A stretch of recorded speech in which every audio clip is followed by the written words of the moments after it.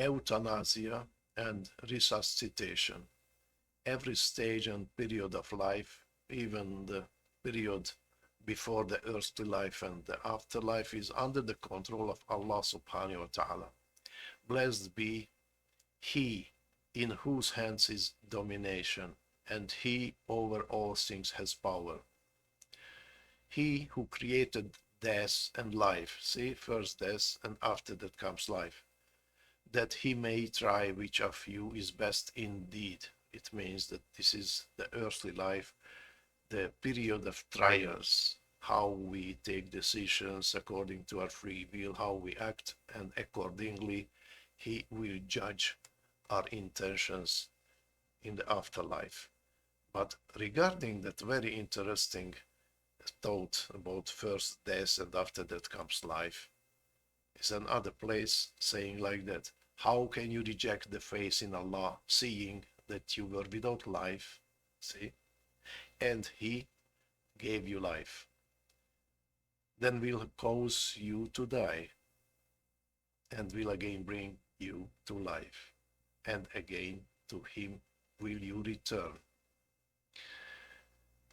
Our soul, our nafs is embedded, is closed in our body. That is the earthly home of our nafs. So we have to take care of that body because it doesn't belong to us. It is a deposit from Allah subhanahu wa ta'ala, so we have to give it back to Him. So we must do our best in order to preserve its health and its best condition. And it is not only our duty, but the duty of our family, our health care service, our hospitals, doctors, and so on. But what about this? There are two main opinions regarding scientists and scholars.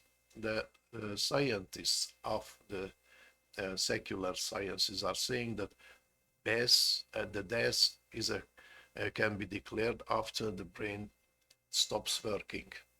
There is no perception, there is no control over the reflex activities. That is the opinion of the secular scientist. The scholars of Sharia saying no, death can be only declared after the heart doesn't work anymore, because sometimes heart is going on working after the death of the cortex of the brain. That's why different traditions are following the vigilance. That means that people are waiting and standing beside the death day and night and giving the necessary rituals. Maybe he or she can come back to life again.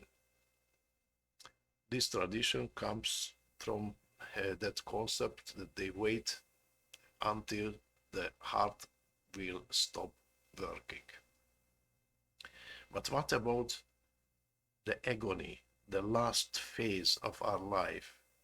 At first, we have to bear it steadfastly, patiently. That is also part of our trials.